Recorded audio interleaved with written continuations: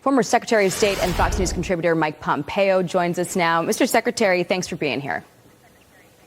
Jackie, it's great to be with you this morning. So, Mr. Secretary, it was really kind of a genius move of Mike Johnson to slip this into the foreign aid package and send it as part of that deal over to the Senate, because the bill that had overwhelmingly passed the House as a standalone bill to force this sale of TikTok was really kind of hanging out in limbo in the Senate. But you know well that the Trump administration tried to do this before. So there are still some pitfalls ahead. What do you see happening here potentially? Well, Jackie, I'm pleased with the progress that's been made.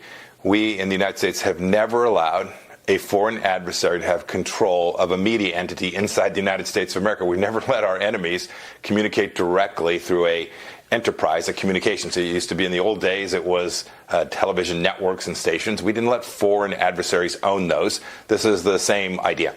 We can't let the Chinese Communist Party own a communication mechanism to reach every one of our children, teenagers, people all across America propagandizing against our country and in support of the Chinese Communist Party.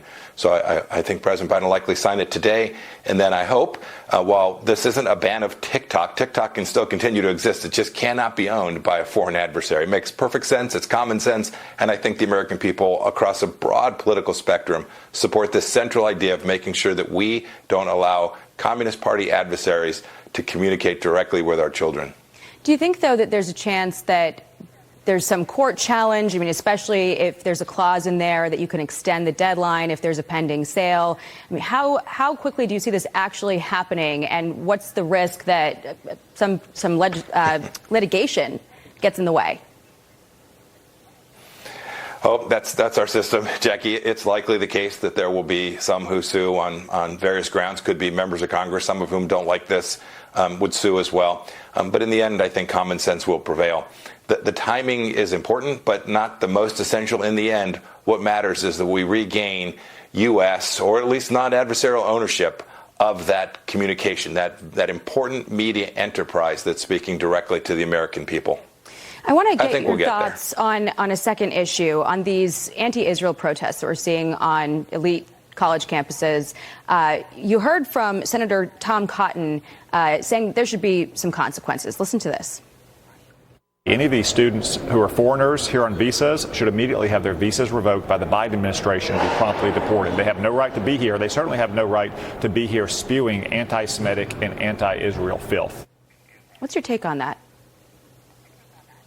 I think Senator Cotton's got it just about right.